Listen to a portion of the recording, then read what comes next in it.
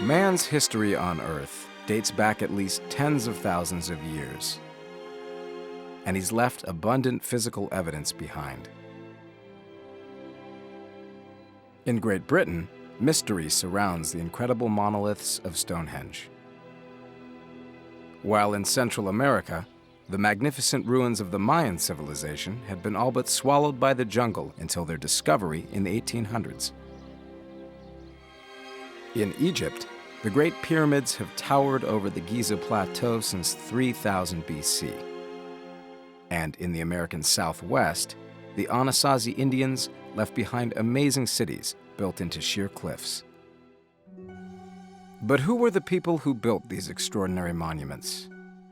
How did they live? How did they die? What did they believe in? What can their lives teach us about our own? These questions have fascinated man for centuries, and these are the questions that archaeologists try to answer. We only have historical documents going back to, about 3200 BC.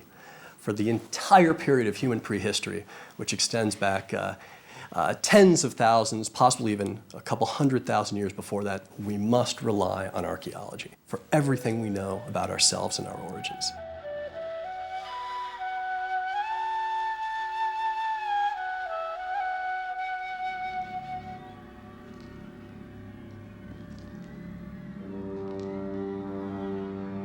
In every archaeologist, there is this, well, I find in this next day, extraordinary thing. And when I was digging in Sicily, I would just begin to quiver when I saw that something was coming up. You just know it. After a while, you get a sixth sense, you know. You start to go slower and slower, and you find the lovely little statuette. You know it. Your body begins to tremble.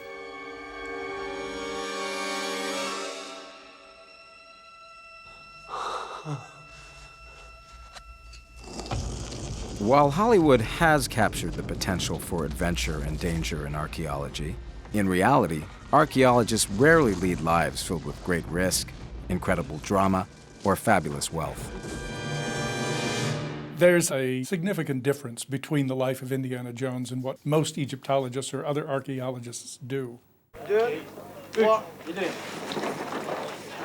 You can't go in there and say, today I'm going to come back with gold and jewels beyond the dreams of avarice. It just doesn't work that way. Archaeologists are really more like detectives than adventurers. They try to piece together a very complicated puzzle. They hunt for clues by examining material remains from the past. They search the ruins of ancient homes, tombs, and monuments, looking for fragments of tools, weapons, pottery, bones, and even garbage. Each artifact's context, its exact location, position, and condition, potentially holds an important piece of the puzzle. We're looking for clues. And like a detective, we take a piece of physical evidence and try and see what we can learn about the individual who created it, who put it in the spot it's located in, what that individual was doing at that point in time, why they were there, with whom they were interacting, all kinds of questions. Again, the sort of thing that a criminalist or a detective would try and answer. This detective work is often tedious and backbreaking. It's not a lot of glamour, it's a lot of hard work. You'll see people sweating and huffing and puffing. You can't go very far in archaeology without intense curiosity and a willing to endure long, long hours poring over the minutiae of human life. Since 1996, archaeologist Alan Maca has been excavating in Copan, Honduras, a once thriving ancient Mayan city. Imagine what it might have been like 1,500 years ago to have been living at this place high in the mountains, this lush, verdant river valley with crops in abundance everywhere, flourishing, a teeming city. Copan was part of a network of Mayan cities that once stretched across Central America. Now we can get a sense of Copan's grandeur during the time through the raw beauty of both the hieroglyphic inscription that you see on this panel and also the carving of the ruler himself. Here you can see it in profile. A reading of this text places Copan in association with 3 other great ancient Maya cities. You can see those spelled out right here. Here's Copan. Here's Tikal, located in modern Guatemala, and Calakmul and Palenque, located in modern-day Mexico. After 700 years, the Mayan civilization mysteriously collapsed and Copan lay abandoned in the jungle for centuries. Archaeologists have been puzzling over Copan's history since its ruins were first discovered. What these explorers found in the early 1800s, 1839 in particular, were just the very largest buildings covered entirely by vegetation and trees. And they thought, many people for a long time thought these were just little hills in the middle of the river valley. Okay, so they were so densely covered by trees and grass and dirt and things like this. Well, these guys came along. They had heard rumors of some things, sculpture, strange writings being found there. So they went and they started uncovering these things. They found, oh my God, these are actually enormous buildings. Archaeologists have spent decades rebuilding these monuments and learning to decipher the hieroglyphs that cover them. Their work has revealed a civilization that was fierce and warlike, but highly advanced. The Maya created a remarkably accurate calendar and built great religious centers aligned to the movements of the sun.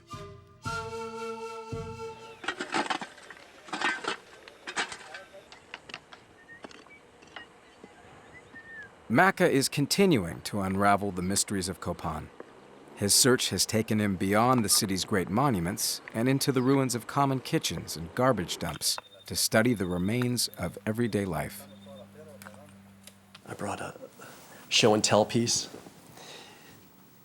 This is a rim sherd from a pot, from a typical pot. It might be a cooking vessel that someone used in their kitchen. And it's just the rim fragment. It's just a little piece around the rim. I find hundreds and thousands of these body sherds in garbage dumps. I attend very carefully the excavation of these things. Why?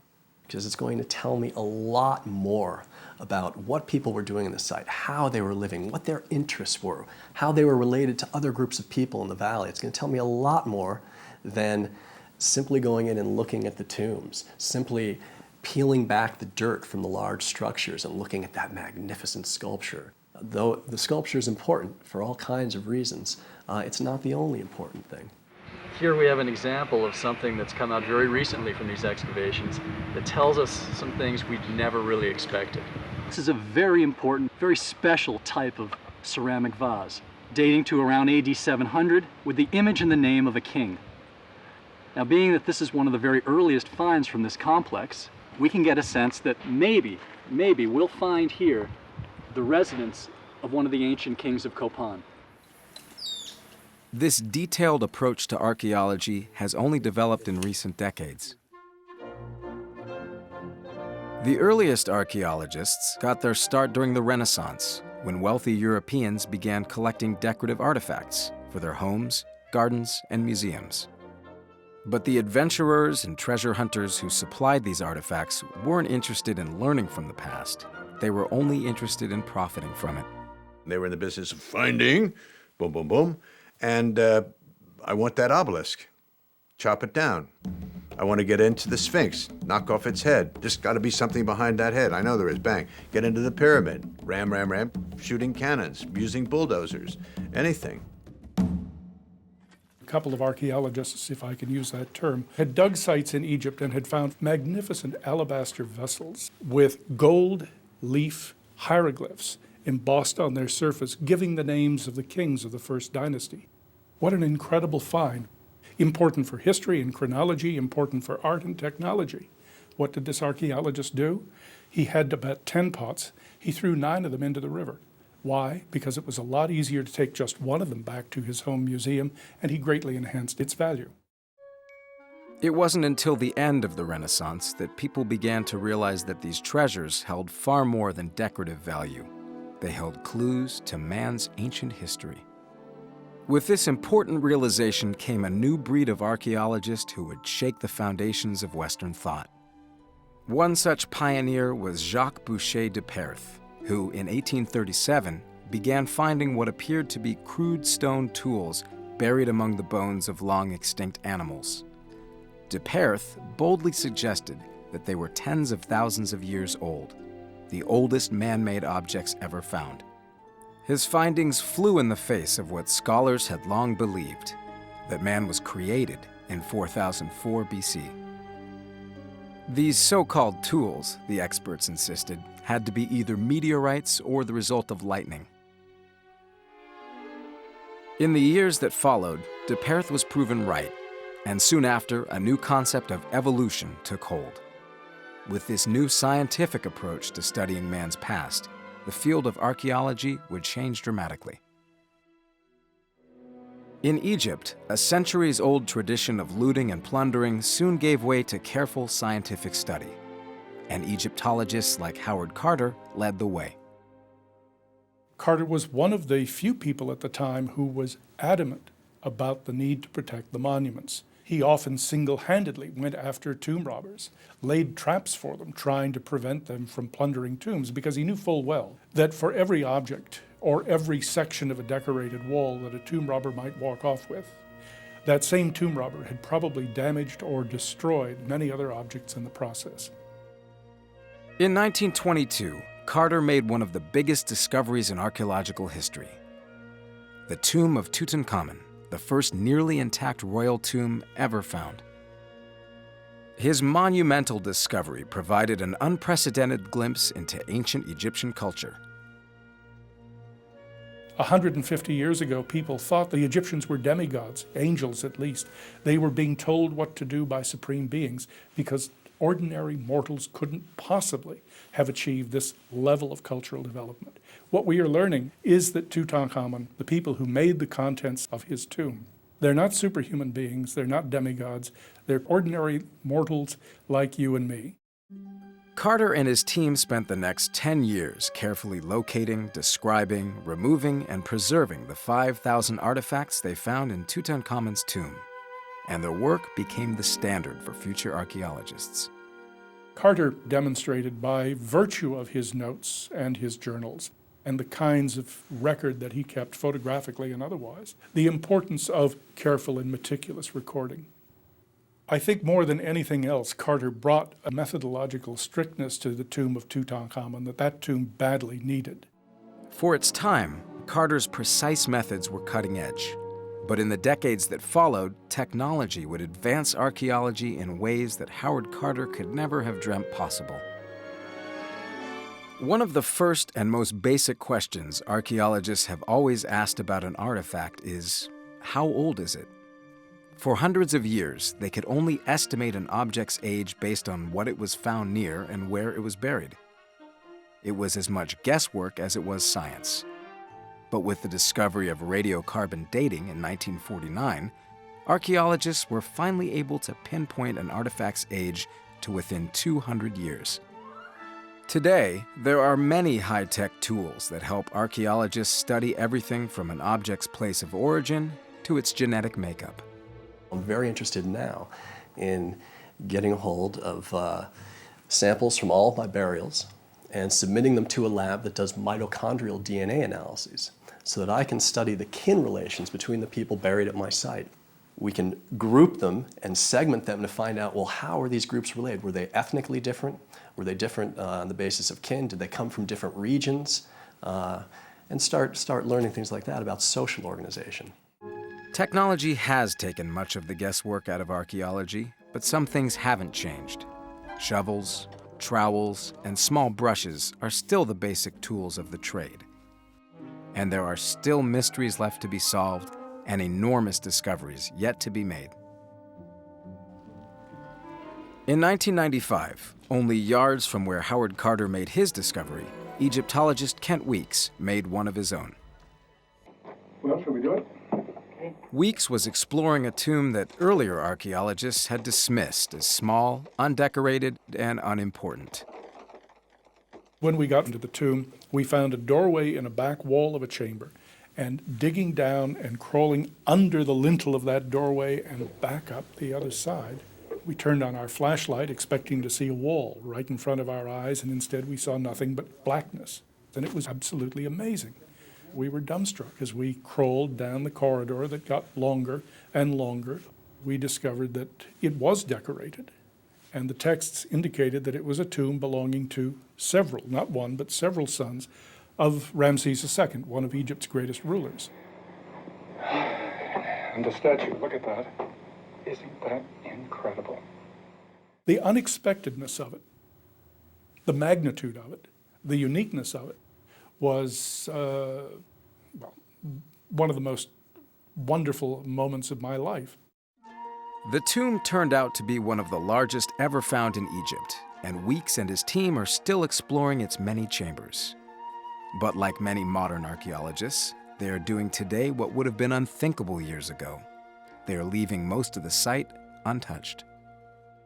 We're not going to excavate the entire site anyway. I think it would be a very wrong-headed thing to do. When you have the responsibility of digging a site, knowing that it will never be the same again, you have an obligation to record it in as great detail as possible. Or even better, learn as much about it as you can without even digging the site. We try, ideally, to excavate, say, no more than 2 or 5% of any site. Okay, we want to leave the rest there. Why? Well, for future generations. We don't know everything. We don't have every theoretical model at hand now, and we certainly don't have every technological tool. In 100 years, even 150, 200 years, my God, imagine 1,000 years from now, the technologies that future archaeologists will have at hand. Today, archaeologists are looking to the future to help decipher the past, confident that people will always be just as fascinated by the mysteries of man's beginnings as they are. If there is a common thread that stretches across all people in all times, it is that to be human is to be curious, to want to know about those who have come before. And with many questions left unanswered, many sites left undiscovered, and many clues left unfound, the search through the fragments of our ancestors' lives goes on. I think the most wonderful thing is to look back and see what we human beings have been able to accomplish 5,000 years ago, 10 years ago. The goals, the hopes, the dreams of all of these people are basically the same. They're people like us dealing with the basic questions. What are our basic needs? How do we stay happy in this life? What happens when we die? And it's intriguing to see how people confronted at different times with similar problems sought out answers. We cannot understand ourselves. We cannot understand why it is we all live in the societies we live in today. We cannot understand social and political relations unless we have some sense of the history and the evolutionary trajectory of those relationships through time, and only archaeology can get at that.